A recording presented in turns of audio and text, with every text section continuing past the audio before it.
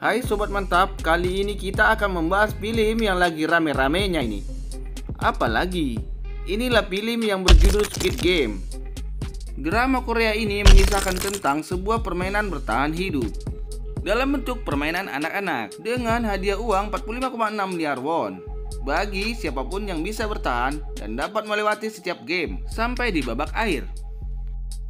Sebelum kita ke alur ceritanya, jangan lupa untuk like, komen, subscribe, dan loncengnya agar channel kita lebih berkembang.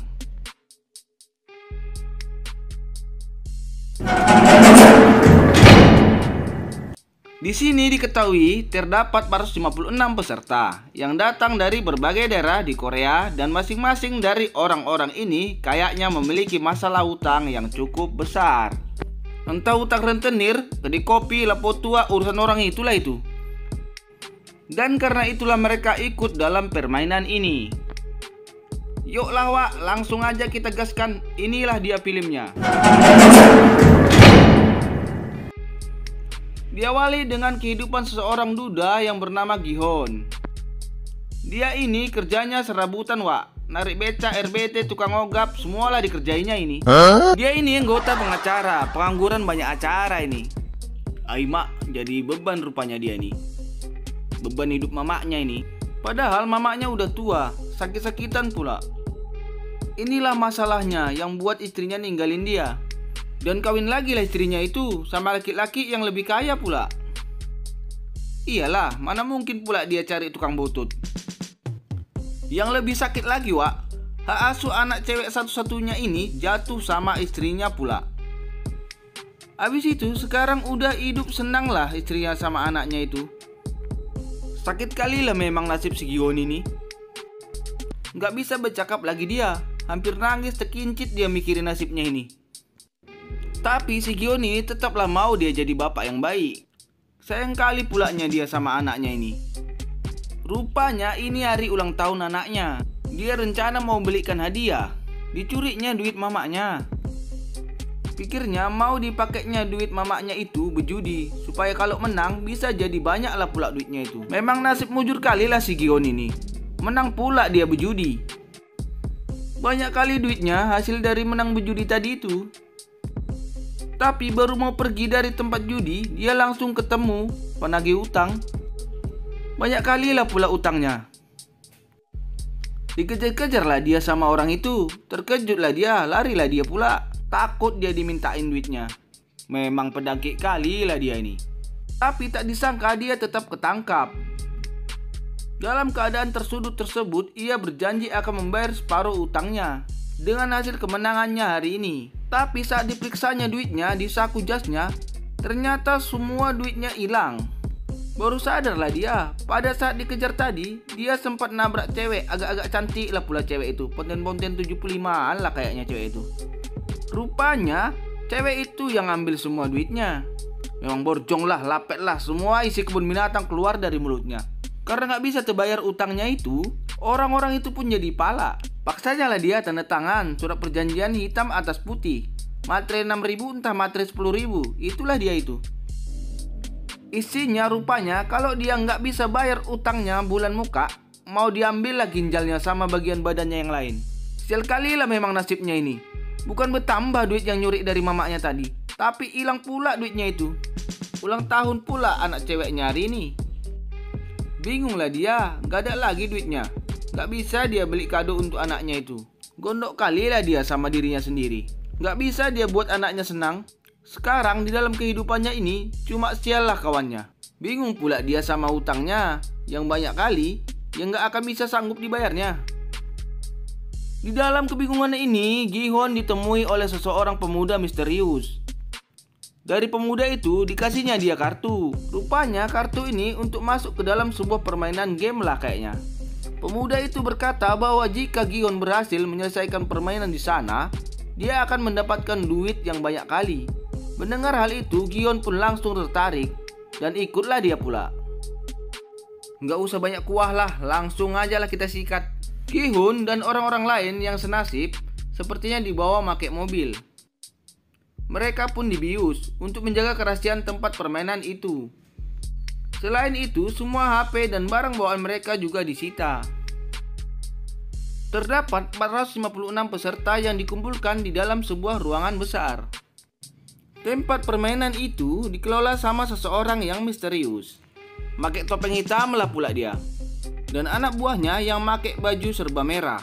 Mereka sangat merahasiakan semuanya. Bahkan identitas mereka nggak boleh ada orang yang tahu.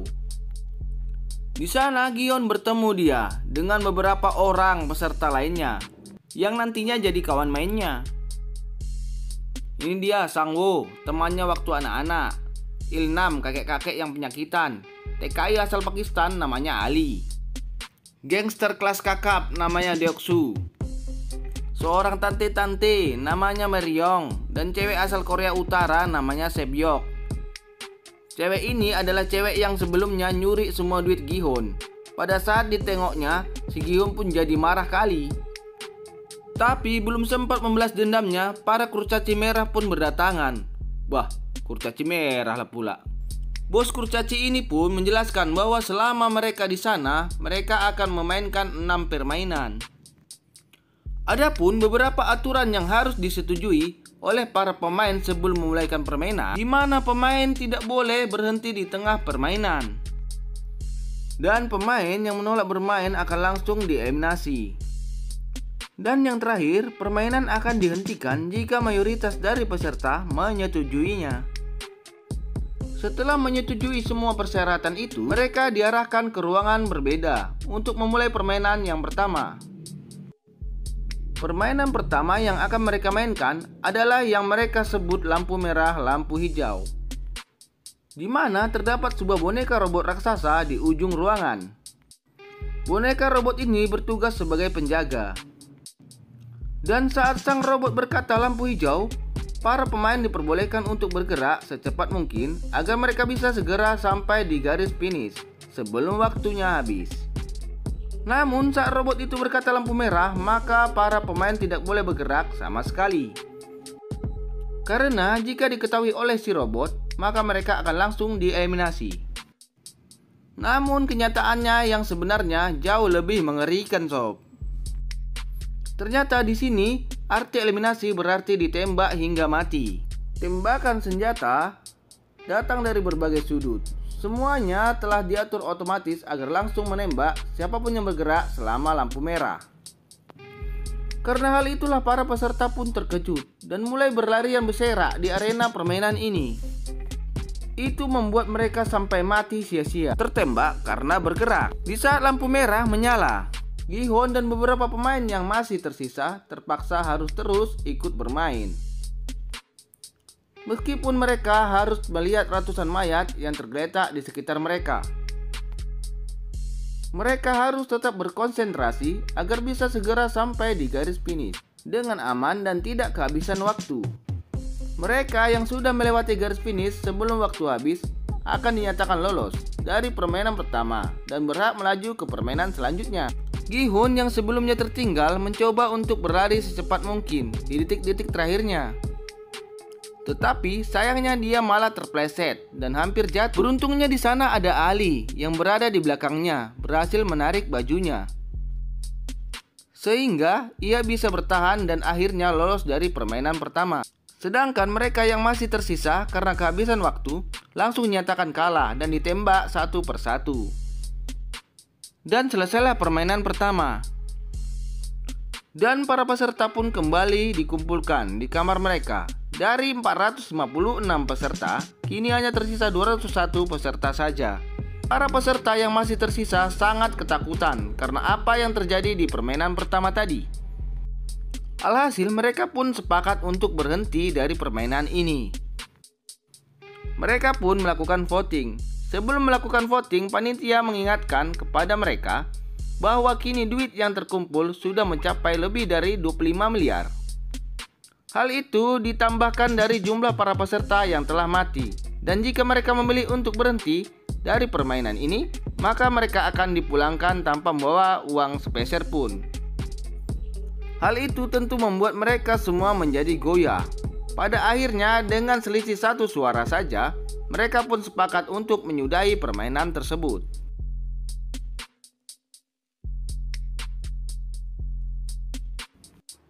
Para peserta pun akhirnya dipulangkan kembali ke daerah mereka masing-masing. Esokan harinya, Gi-hun memutuskan untuk pergi ke kantor polisi dan melaporkan sindikat permainan yang kejam tersebut. Dia pun menceritakan semua kejadiannya sejak awal mereka dibawa sampai kembali dipulangkan. Polisi yang mendengar semuanya hanya bisa tertawa. Kemudian Gi-hun memberikan kartu permainan yang sebelumnya ia dapat dari pemuda misterius itu. Dan di sana terdapat sebuah nomor telepon yang bisa dihubungi.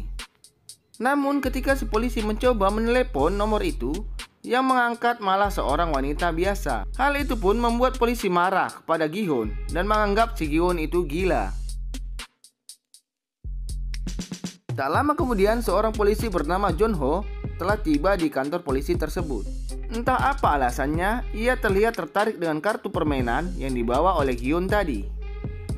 Bahkan ia meminta identitas Gi-hun pada para polisi yang mendengarkan cerita si Gi-hun tadi. Tidak disangka ia juga memiliki kartu yang sama persis dengan milik Gi-hun tadi. Kartu itu diketahui milik kakaknya yang sudah lama menghilang. Jun-ho merasa bahwa kakaknya pasti ada di tempat permainan tersebut. Di tempat lain, Gi-hun yang pulang ke rumahnya merasa kebingungan mencari ibunya. Ternyata ibunya saat ini dirawat di rumah sakit karena menderita penyakit diabetes akut. Bahkan dokter menyarankan kepadanya untuk segera melakukan operasi. Tetapi ibunya justru memilih untuk pulang karena tak sanggup membayar biaya pengobatan di rumah sakit. Hal itu pun membuat Gi-hun sedih dan kecewa pada dirinya sendiri. Dia bahkan nekat meminjam uang pada mantan istrinya demi bisa membayar biaya pengobatan ibunya. Tapi yang ia dapat malah hinaan dari suami baru istrinya. Ia juga bahkan melarangnya untuk mendekati putri kandungnya sendiri. Hal itu pun tentu membuat Gi-hun marah dan langsung menghajar lelaki tersebut. Gi-hun pun sadar dunia luar jauh lebih kejam daripada apa yang terjadi di dalam permainan tadi. Kenyataan pahit di dunia ini pun membuat Gi-hun dan yang lainnya tertarik untuk masuk lagi ke dalam arena permainan. Pada malam harinya mereka semua pun berkumpul dan dijemput seperti saat pertama kali ikut serta. Namun kini yang berbeda adalah mereka bisa lebih mempersiapkan diri karena sudah tahu apa yang akan terjadi di dalamnya. Dari arah lain, Jun-ho ternyata juga ikut menyusup ke dalam mobil. Kali ini, ia bertekad untuk bisa masuk ke dalam arena permainan agar bisa menemukan kakaknya yang hilang. Ia pun menghajar seseorang kru dan mengambil pakaiannya agar dia bisa menyamar tanpa diketahui oleh siapapun. Seperti biasanya, para peserta pun kembali dikumpulkan dalam sebuah ruangan besar. Namun, tak diduga ada beberapa dari mereka kali ini datang dengan persiapan, yaitu membawa sebuah senjata atau barang-barang kecil yang mereka perlukan. Dari 201 peserta awal, kini tersisa 187 orang yang memutuskan untuk ikut serta kembali, yang berarti hadiahnya juga semakin bertambah. Di waktu yang bersamaan, Jun-ho kebingungan menyamar menjadi panitia di dalam arena permainan tersebut. Pada malam harinya, Sebyok yang membawa pisau pergi ke toilet dan mencoba menyusup lewat ventilasi. Dengan bantuan si Miryong ini, dia pun berhasil masuk ke dalam ventilasi dan melihat apa yang terjadi di ruangan lainnya.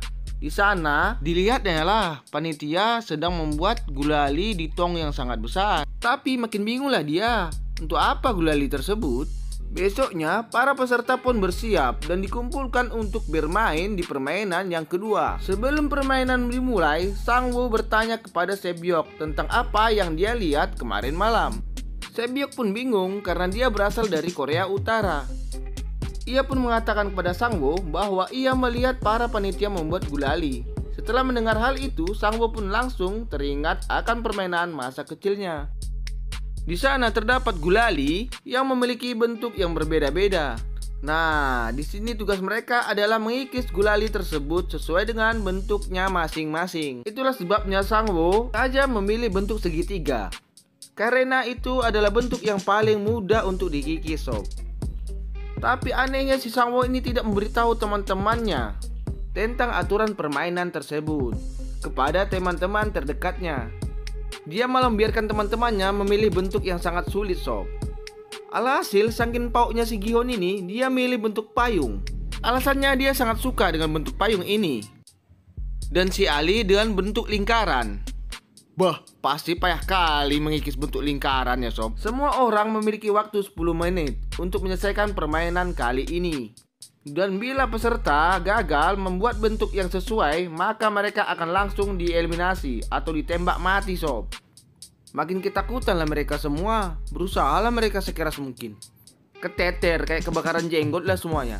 Kita tengok di sini Miryong yang memanfaatkan korek apinya untuk memanaskan jarum agar gulali itu bisa lebih mudah untuk dibentuk. Orang-orang yang memilih bentuk yang mudah satu persatu sudah siap menyelesaikan tantangan ini sob. Nah, ketinggalanlah orang-orang yang milih bentuk-bentuk yang susah ini, orang-orang pau ini.